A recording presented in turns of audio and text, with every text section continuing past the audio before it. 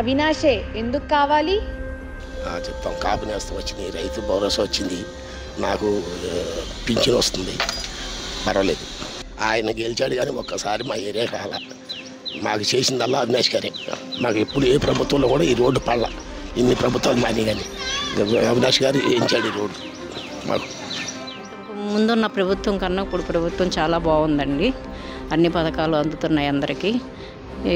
గ్రామ వాలంటీర్లని సచివాలయం ఒకటి పెట్టారు. దాని తర్వాత ఉద్యోగాలు కల్పించారు అందరికీ.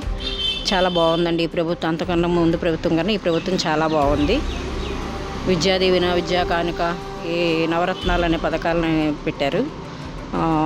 వాటిలో 45 సంవత్సరాలు దాటిన యువకులు మన యువతలకి కాపు నేస్తామని అది అందుతుందండి మా అందరికీ కూడా. ఇదివరకు కన్నా చాలా బాగుందండి ఈ ప్రభుత్వం. స్కూల్ గడపకు వచ్చి అసలు ఏంటనే సమస్యలు జల్లెల్లాగా పట్టి మన వాలంటీర్స్ని, సచివాలయ సిబ్బందులని అనేక మందిని చేసి ఏ సమస్య ఉన్నా కానీ సమస్యలు తీరుస్తున్నారండి.